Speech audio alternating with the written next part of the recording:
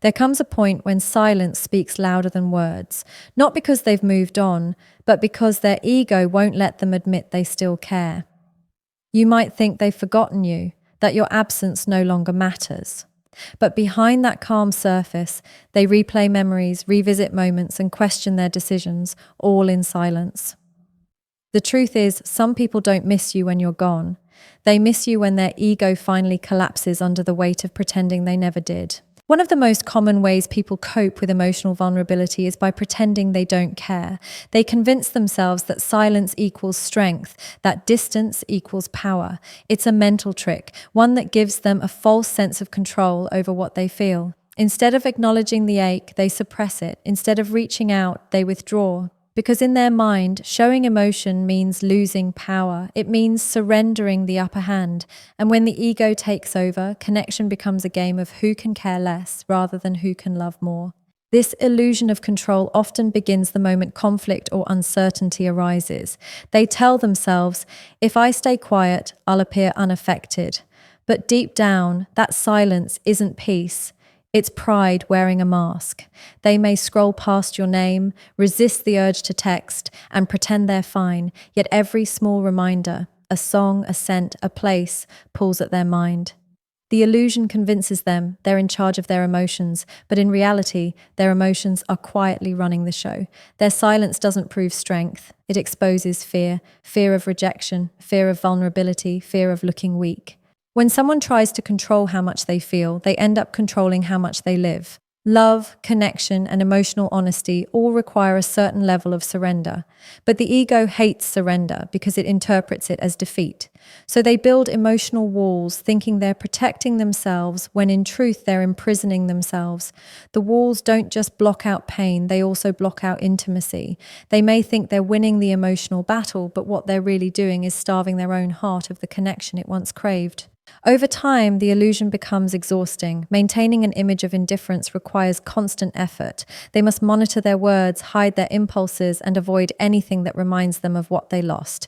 It's not freedom, it's emotional labor. And it's heavy, because no matter how much they deny it, feelings don't disappear just because they're unspoken.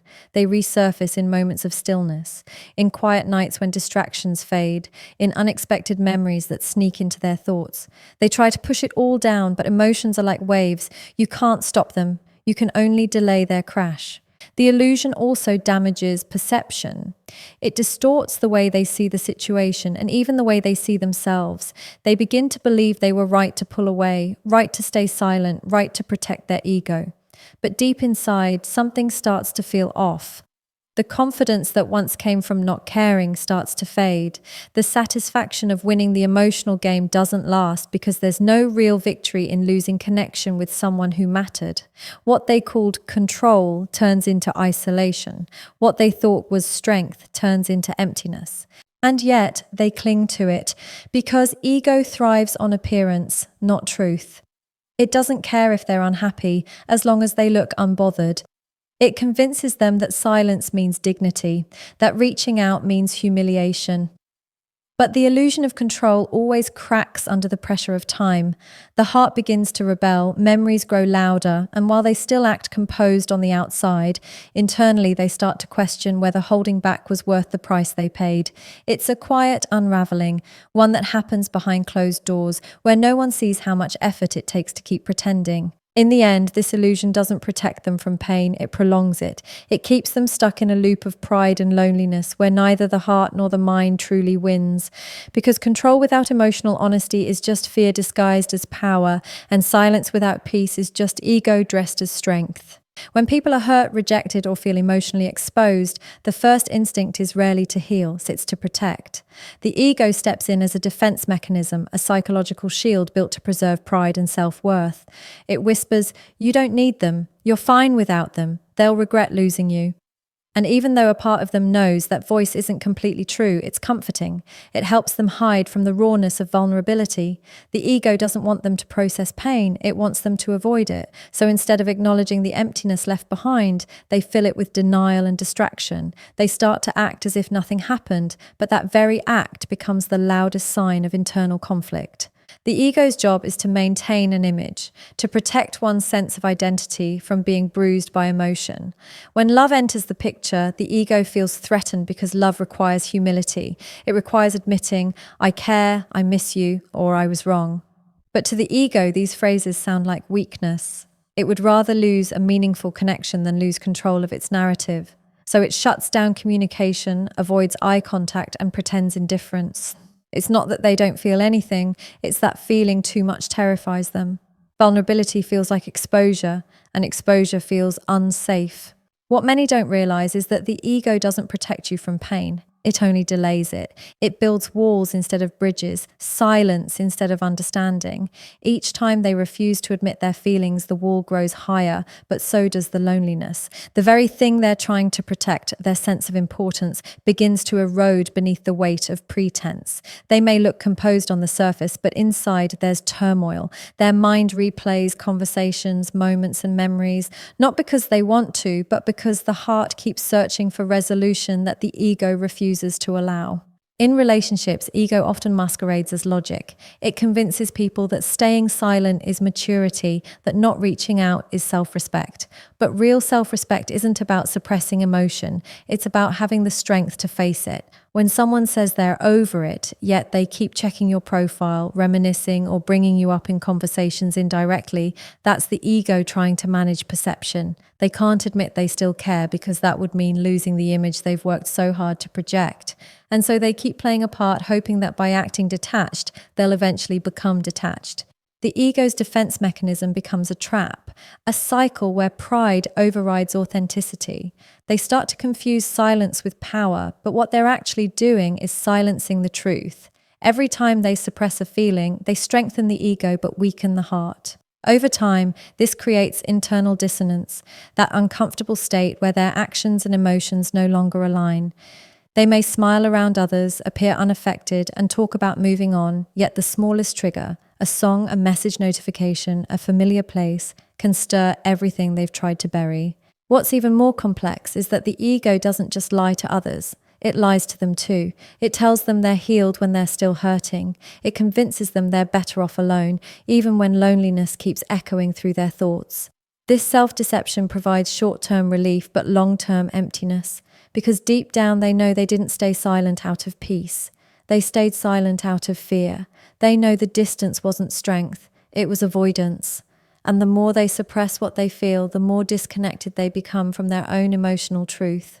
This is how the ego slowly builds its kingdom, not out of peace, but out of pretense. It keeps them guarded, unreachable, and seemingly composed, while inside they're carrying unspoken regret. They convince themselves that not expressing emotion makes them powerful, but the truth is, the strongest people are not those who hide their feelings, it's those who can face them without letting pride interfere. There's a battle that happens within a person when they miss someone but can't bring themselves to admit it, a quiet, exhausting war between the heart and the ego. The heart longs for connection, softness, and peace, while the ego demands control, dominance, and self-preservation. This inner conflict is what keeps them stuck in a loop of confusion, pretending they've moved on when they clearly haven't. They replay conversations in their mind, revisit moments they said didn't matter, and wonder if you still think of them, but they'll never let it show. On the surface, they appear composed, detached, even indifferent. Yet inside, their emotions clash violently. The heart whispers, reach out, but the ego shouts, don't you dare. This constant push and pull creates emotional tension that few will ever admit. The heart feels heavy, craving resolution, while the ego fears humiliation. They want to ask how you've been, but pride stops their fingers from typing the message. They want to see you, but they convince themselves it's better to stay silent. So instead, they live in that in-between space, not moving forward, not going back, trapped between what they feel and what they allow themselves to express. Every day becomes a performance where they play the role of someone who doesn't care, even though every fibre of their being betrays that act. The inner conflict grows stronger the longer they ignore it. The more they suppress emotion, the louder it becomes internally. They may distract themselves with work, people, or temporary pleasures, but none of it quiets the voice inside. The heart keeps sending reminders, small flashes of memory, moments of nostalgia, that familiar ache when they see something that reminds them of you. Yet every time the heart speaks, the ego rushes to silence it, insisting that caring is weakness, that vulnerability is dangerous. It becomes a battle of identity, who they truly are versus who they're trying to appear as. In moments of solitude, when there's no one around to impress, the truth becomes harder to escape. The silence they thought would bring peace starts to feel like punishment. The thoughts they've been running from finally catch up. They replay the way things ended, analyze every word, every expression, trying to convince themselves they did the right thing by holding back. But even in their self-justification, there's doubt. Because no matter how much they rationalize, the heart doesn't care about logic. It only knows what it feels, and what it feels is loss. The inner conflict doesn't just affect how they think, it affects how they behave. They may find themselves scrolling through your photos, typing messages they never send, or checking mutual spaces just to feel a small connection again. But right after doing it, guilt takes over. The ego quickly reminds them, you can't let them know. It's a cycle of desire and denial that drains them emotionally. Every attempt to suppress emotion only amplifies it later, turning their inner world into a storm they can't fully control. They might laugh with others, stay busy, or pretend they've outgrown the situation, but deep down, there's still an unresolved emotional thread pulling at them. This struggle becomes even more intense when they see you moving on gracefully. The heart wants to reach out, to fix, to reconnect. But the ego, terrified of rejection or judgment, forces them to stay silent. So they carry that tension within, wanting to let go but not knowing how, wanting to care but not wanting to appear vulnerable. It's a contradiction that slowly eats away at their peace. They can't fully hate you because they still care, but they can't fully love you because their ego won't allow it. That's the most painful part of the conflict, being emotionally stuck between love and pride, between wanting closeness and fearing exposure, between the truth they feel and the lies they tell themselves to survive. In time, the weight of this conflict grows heavier. The ego tries to keep control, but the heart keeps remembering. The mind tries to rationalize, but the emotions keep resurfacing. And while they may never show it outwardly, inside they live with that constant tension, a quiet ache between what they wish they could say and what they've forced themselves to keep silent. When someone misses you but refuses to admit it, their actions often betray what their words will never say. The ego may silence their voice, but behavior always reveals the truth. They'll insist they're fine, that they've moved on, yet small, almost unnoticeable patterns start to appear. Patterns that speak louder than denial ever could. You'll see it in the way they linger on your social media, the way their energy shifts when your name comes up, or how their mood subtly changes when reminded of you. Missing someone in silence doesn't always look like tears or confessions. Sometimes it looks like curiosity disguised as coincidence. They might tell themselves they're just checking in, but deep down, they're searching for a connection they're too proud to admit they still want. One of the most common signs is their attention. Even if they don't speak to you, they still find ways to stay updated about your life. They'll watch your stories, scroll through your old posts, or ask mutual friends about you, pretending it's casual. But that's how the ego hides. It cloaks longing under the pretense of indifference. They want to know if you're okay, who you're talking to, and whether you've really moved on. And yet, instead of reaching out directly, they gather these fragments of information to feel some sense of closeness. It's not about control anymore, it's about comfort. Just knowing you're still out there, still existing in some corner of their world, gives them temporary relief from the emptiness they don't want to acknowledge. Another sign appears through emotional inconsistency. One day they might seem completely detached, cold, distant, and unmoved. Then suddenly they resurface, commenting on something small, reacting to something random, or sending a casual message that feels out of nowhere. It's not a coincidence. It's their emotional restraint breaking through the surface. They tell themselves they're just being polite, but it's actually a subtle attempt to reconnect without admitting vulnerability.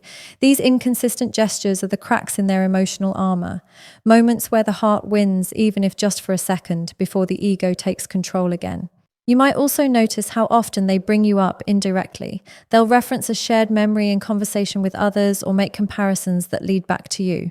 They might talk about someone they used to know, avoiding your name but revealing enough to make it clear.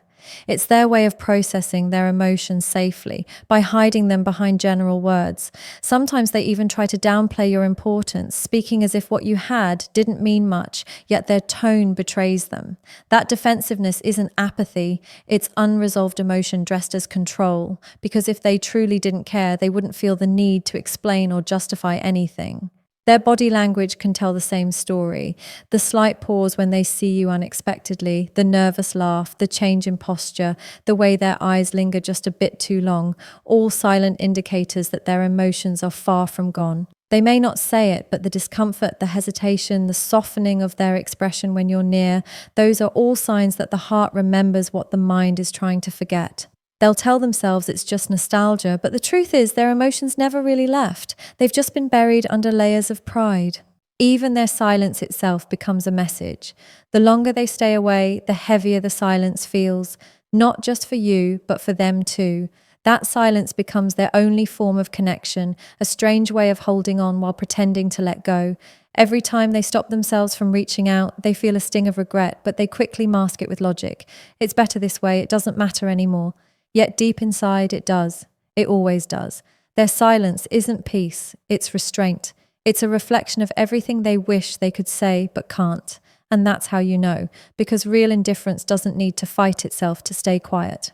These subtle behaviors, these emotional slips, they're not random. They're evidence of someone who still feels your absence but can't face what that means. They may act detached, but their actions reveal longing. They may say they've moved on, but their patterns tell a different story. Every silent glance, every delayed message, every unspoken word is proof that you still occupy a space in their thoughts. One they pretend doesn't exist but return to over and over again when no one else is watching. There comes a point when the silence that once felt empowering begins to feel suffocating. At first, they believe distance gives them control, a way to preserve pride and avoid vulnerability. But as time passes, the weight of unspoken emotions becomes unbearable. The walls they built for protection turn into barriers that isolate them from everything genuine. The ego, which once stood tall like a shield, slowly begins to crumble under the pressure of loneliness and regret. It doesn't happen suddenly. It happens quietly, piece by piece, as the realization sets in that holding onto pride cost them something real. What felt like control now feels like emptiness. What once looked like strength begins to feel like self-sabotage. When the ego collapses, it rarely looks dramatic. There's no grand moment of confession, no sudden outburst of emotion. It begins in silence, in the small moments when their heart aches for what their pride refused to protect. They start to see the truth behind their actions, the messages they never sent, the apologies they never made, the love they pretended not to feel, and all of it begins to haunt them. Late at night, when distractions fade, they replay everything they once ignored. They think about how simple it could have been to just be honest, to choose connection over control, but now it's too late to undo the damage their ego caused. This awareness begins to erode the image they built of themselves, the image of being untouchable, unbothered, and in control. The collapse of ego doesn't mean they suddenly become humble, it means they start to see themselves clearly. For the first time, they can't hide behind excuses. The stories they told themselves, that you didn't care, that walking away was strength, that silence was the high road, begin to lose their power. The truth becomes undeniable. They miss you, they regret, and they wish they could go back. But the ego, even in its collapse, resists surrender. It doesn't vanish quietly, it fights. It tries to rebuild itself by finding distractions, by pretending the emotions are temporary. But this time, the heart doesn't cooperate. The same pride that once felt protective now feels like a punishment they imposed on themselves. You can sense their ego crumbling in their sudden vulnerability. The person who once avoided emotion may start reminiscing, mentioning things that once mattered, or trying to reconnect indirectly. They might test the waters with small gestures, a like, a short message, a random question, not because they've regained confidence, but because they've lost the energy to keep pretending. That need for control fades as the realization grows stronger. Silence didn't make them powerful. It made them lonely.